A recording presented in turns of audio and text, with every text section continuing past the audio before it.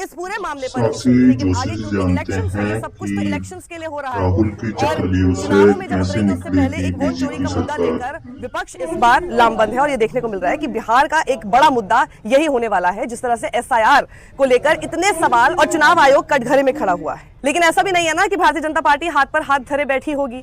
तो इसमें आइए हम समझते हैं कि आखिर किस तरह की प्लानिंग भारतीय जनता पार्टी कर रही है। देखिए, ये पूरा जो स्ट्रेच है जहां पर इन्होंने अपनी वोटर अधिकार यात्रा को शुरू किया है, ये महागठबंधन का गढ़ है और महागठबंधन में ही अपनी पकड़ और मजबूत करने के लिए, अपना जो वोट बैंक अभी तक है उसको बरकरार रखने के लिए ऑपोजिशन ये रैली निकाल रहा है।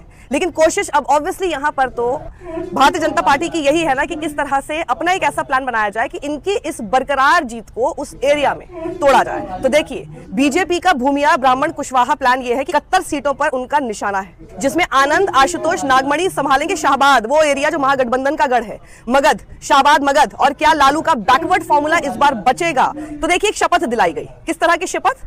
मैं शपथ लेता हूं कि जब तक जीवित हूं गेरुए में जिंदा रहूंगा, मरूंगा तो इस गेरुए के गौरव को ऊंचा करते हुए मरूंगा। ये किसने कहा? ये एक तेज तर्रार आईपीएस ऑफिसर रहे आनंद मिश्रा की शपथ है और इस शपथ के साथ आनंद मिश्रा बीजेपी के हो गए। तारीख थी 19 अगस्त, बिल्कुल उसी दौरान जब ये वोटर अधिकार यात्रा चल रही थी और जगह बीजेपी का ऑफिस था।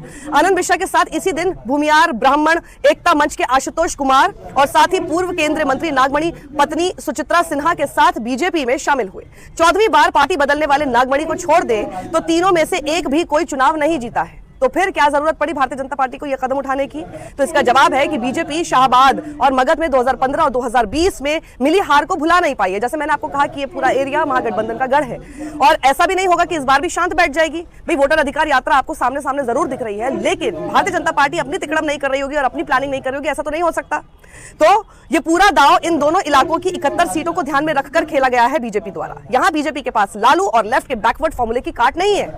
आनंद मिश्रा, आशुतोष और नागमणि के जरिए पार्टी इसी फॉर्मूले को तोड़ना चाहती है और बीजेपी के लिए तीनों नेताओं को करीब लाने की जो मुख्य वजह है वो है शाहबाद। आनंद मिश्रा, आशुतोष कुमार और नागमणि में एक बात कॉमन है और वो कॉमन बात क्या है? शाहबाद। आनंद मिश्रा बक्सर से हैं और वहां पैठ बना रहे हैं।